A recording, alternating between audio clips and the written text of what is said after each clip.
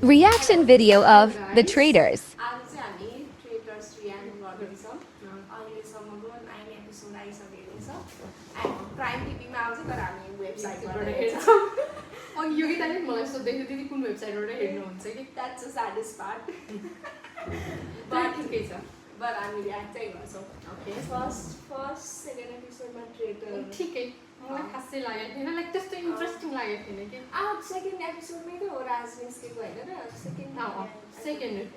त्यो राज निस्किनेवाला अपूर्वले point forward गर्नुवाला चाहिँ राम्रो थियो अनि उसले स्ट्रङ पोइन्ट देखाएको एकदमै स्ट्रङ पोइन्ट अनि त्यहाँ कतिहरूले पनि भनेको थियो नि हामी ट्रेटरसँग डराइरहेको थियौँ अनि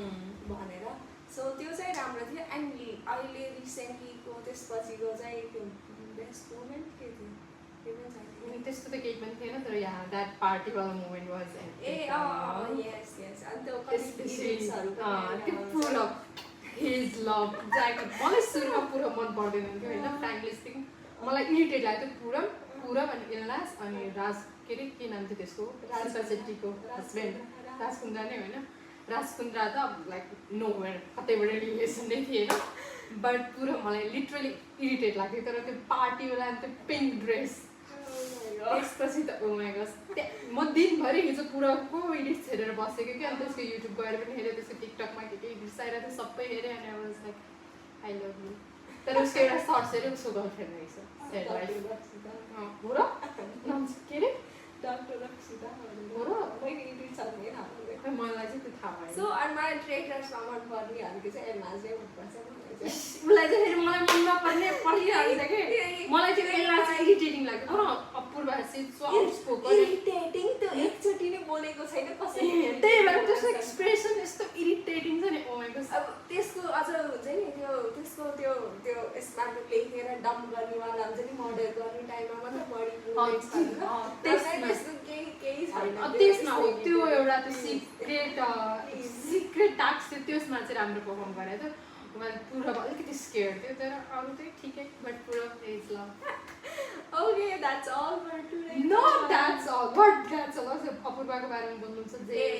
जन्नतको बारेमा तर जन्नतको एभिक्सन चाहिँ मलाई राम्रो लागेन है किन एलिमिनेट भएको I don't know it was not fair कसरी फेयर अब जन्नत जानु हुँदैन अब कसैलाई निकाल्नु पऱ्यो अब को थियो पुराले अपूर्वालाई निकाल्थेन हर्षलाई निकाल्थेन उर्फी निस्किने मिल्थेन होला सो फर्मेट त्यसरी त अनि त्यो अर्को निकिता भन्ने पनि त थियो she has no contribution in this so अनि त्यो अनि अब सबै उसहरूलाई नि त निकाल्नु भएन नि त त्यो नन परफर्मरहरू त्यस्तो कोही भएकोलाई मात्रै निकाल्नु मलाई जन्नत चाहिँ अलिकति डिजर्भिङ लाग्थ्यो because Jasmine she is also nice त्यो इनोसेन्ट के काइन्ड अफ अब डम नभए एउटा उसको भिडियो आइरहेको थियो त्यो सर्ट भिडियोमा अनि मलाई कस्तो माया लागेको थियो कि त्यो भनेको थियो नि लाइक मैं स्मार्ट त नहीं हूँ पर डम जरुर बट इट वाज लाइक अलिकति